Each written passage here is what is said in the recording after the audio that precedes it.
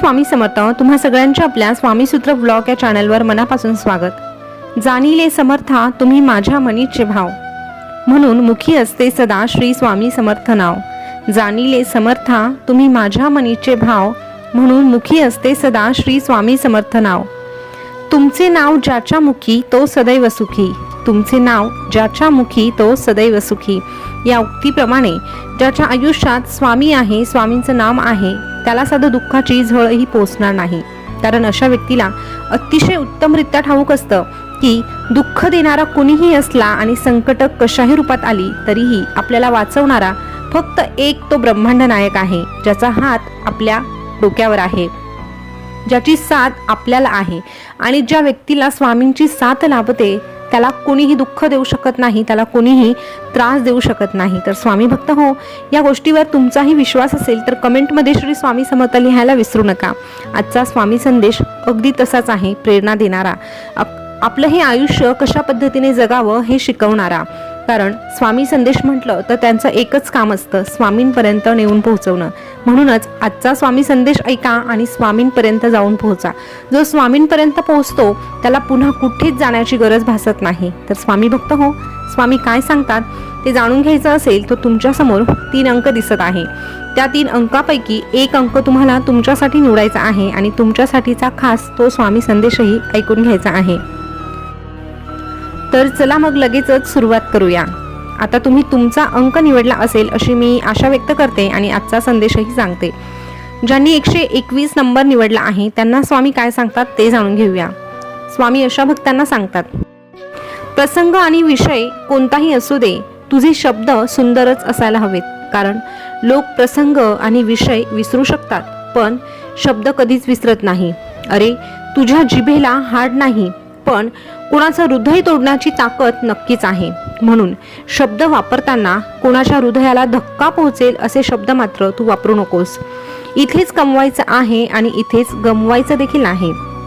म्हणून कोणाला काही देता आलं नाही तरीही चालेल पण कोणाचं मन मात्र कधी दुखावू नको. माणुसकीचं मोल हे पैशापेक्षा खूप मोठं असतं आणि ज्याच्यामुळे तू दुःखी होतो त्याचा हिशोब आम्ही घेतो. माणुसकीचं मोल हे सगळ्यात मोठं असतं, हे कधीही तू विसरू नकोस. म्हणून तुझ्यातल्या माणुसकीला कधी मरू देऊ नकोस.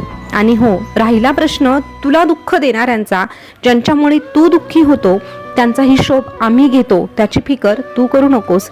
तू त्याची काळजी तर अजिबात करू नकोस. पण एक गोष्ट लक्षात घे, मी तुझ्या आयुष्यातलं तेच दुःख कमी करू शकतो जे तुझ्यावर दुसऱ्यांनी लादलं आहे. पण तू स्वतःच्या कर्माने जे दुःख ओढावून घेशील ना, त्यातला एक कणही मी कधी कमी करू शकत नाही. म्हणून तुझे कर्म सुंदर ठेव आणि तुझं मन हे सदैव स्वच्छ ठेव. बाकी बघायला आम्ही आहोत. तू निश्चिंत राहा, भिवू नकोस, मी तुझ्या पाठीशी आहे. भिवू नकोस, मी सदैव तुझ्या पाठीशी आहे. स्वामी भक्त हो, आता ज्यांनी 108 हा अंक निवडला आहे त्यांच्यासाठी स्वामी काय सांगतात ते जाणून घेऊया. स्वामी अशा भक्तांना सांगू इच्छितात, अरे, संस्कारापेक्षा कोणतीही मोठी श्रीमंती नाही, संस्कारापेक्षा कोणतीही मोठी श्रीमंती नाही आणि प्रामाणिकपणापेक्षा कोणताही मोठा दागिना नाही, कोणताही मोठा दागिना नाही. ज्याच्याकडे ह्या 2 गोष्टी असतात ना, तोच खरा भाग्यवान. आणि अशा भाग्यवान व्यक्तीचं सगळं चांगलंच होणार आणि सुख त्याच्यापर्यंत चालत येणार. हा आमचा शब्द आहे. नको त्या गोष्टीचा विचार करणं आता तू सोडून दे. कारण नको त्या गोष्टीचा विचार करणं सोडलं की तुला आपोआप लक्षात येईल की खरा त्रास तर हा अतिविचार केल्याने होत होता. अरे, जीवनात कधी कधी तू एकटा पडतोस. तू घेतलेले निर्णय कधी कधी चुकीचेही ठरतात आणि म्हणूनच लोकांच्या नजरेत तुझी किंमत ही कमी होते, शून्य होऊन जाते. पण हे आयुष्य आहे. होतं रे असं कधी कधी. निर्णय चुकला म्हणून तू चुकीचा सिद्ध होत नाही ना. तू अनमोल आहेस. ह्या जगासाठी नाही तर तू आमच्यासाठी अनमोल आहेस, हे विसरू नकोस. भूतकाळात जे घडलं ते घडलं, पण त्या विचारात तू तुझं भविष्य खराब करू नकोस. आणि जर तुझ्यासोबत तुझा हा स्वामी आहे, तुझ्या मुखी जर तुझ्या स्वामींचं नाव आहे, तर तू घेतलेला चुकीचा निर्णय देखील कसा योग्य घडवून आणायचा हे पाहण्यास तुझा हा स्वामी समर्थ आहे. घाबरू नकोस, मी सदैव तुझ्या पाठीशी आहे, मी सदैव तुझ्या पाठीशी आहे. स्वामी भक्त हो, आता ज्यांनी 101 हा अंक निवडला आहे त्यांच्यासाठी स्वामी काय सांगतात ते आता आपण जाणून घेऊया. स्वामी अशा भक्तांना सांगतात, जिथे समोरून संवाद जाणून बुजून संपवला जातो ना, तिथे तूही नवीन सुरुवात करू नको. तुझा स्वाभिमान गहाण ठेवून उगाच खोटी नाती विकत घेण्याचा प्रयत्न तू अजिबात करू नकोस.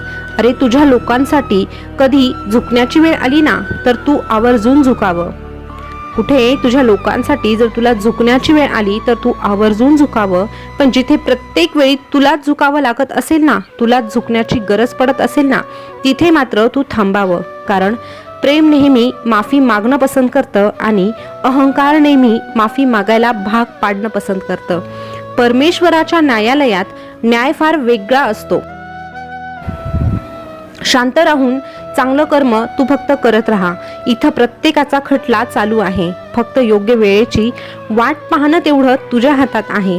निकाल तर सगळ्यांचाच लागणार आहे आणि तो निकाल मात्र आमच्या हातात आहे. पृथ्वीवर तुम्ही सगळे पाहुणे म्हणून आहात. कायमचे मालक कधीच होऊ शकत नाही. हे ज्याला कळते त्यालाच खरं जीवनाचा अर्थ कळतो. म्हणूनच तू फक्त आनंदी राहा, सुखी राहा. इथे सगळे तुझे आहे हा तुला झालेला फक्त भास आहे. इथे सगळे तुझे आहे हा तुला झालेला फक्त भास आहे. इथे तुझ्या साथीला शेवटपर्यंत फक्त तुझा श्वास आहे. इथे तुझ्या साथीला शेवटपर्यंत फक्त तुझा श्वास आहे. तुझ्यावर सगळ्यात जास्त प्रेम कोणी करत असेल ना, किंवा तुझ्यामध्ये नवीन काहीतरी घडवून आणण्याची जी ताकद असेल ना, ती फक्त एका व्यक्तीत आहे. आणि ती व्यक्ती म्हणजे तू जेव्हा आरशात उभा राहून त्या आरशाकडे बघतो तेव्हा आरशात दिसणारी जी व्यक्ती असते ना, तीच खरी तुझी असते. त्या व्यक्तीने जर ठरवलं तर तू पुढे जाणार आहे, नाहीतर तू नेहमी मागेच राहणार आहे. म्हणून आरशातल्या त्या व्यक्तीला ओळखायला शिक आणि स्वतःचा आधार बनायला शिक.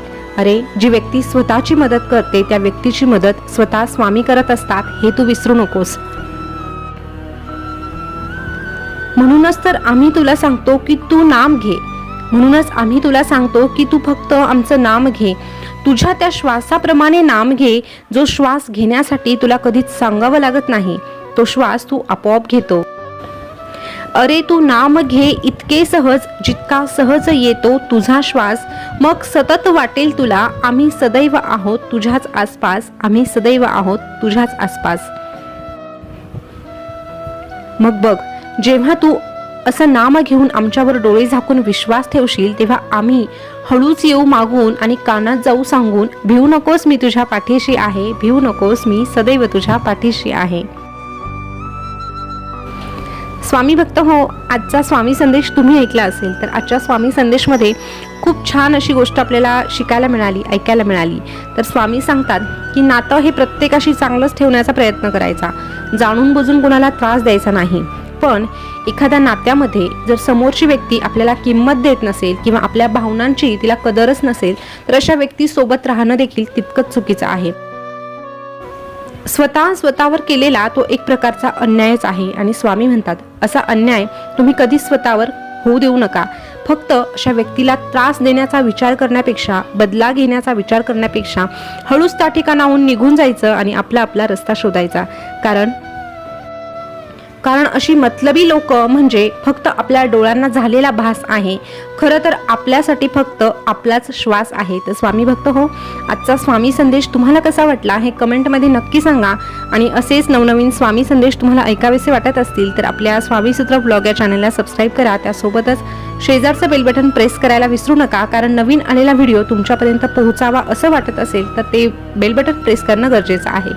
पुन्हा भेटूया. तोपर्यंत स्वस्त रहा, मस्त रहा आणि आपले स्वामी संदेश ऐकत रहा. धन्यवाद.